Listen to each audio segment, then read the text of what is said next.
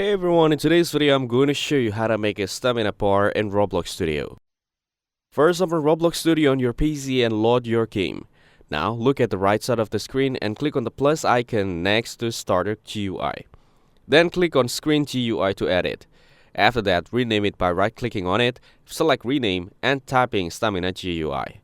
Next, click on the plus icon inside Stamina GUI and choose Frame. This will be the background of your stamina bar. Now click on the plus icon inside the frame and add another frame. This second frame will be the actual stamina bar that moves. Now adjust the frames on your screen. Use the side corners to stretch and resize the bar until it looks how you want. Then go to the Properties panel on the right side and change the color of the bar to make it more visible. You can choose green, blue, or any color you like. Next, click on the second frame, the one that will move, and then click on the plus icon. Now select Local Script to add a script that will control the stamina bar. Then paste your stamina script inside the local script.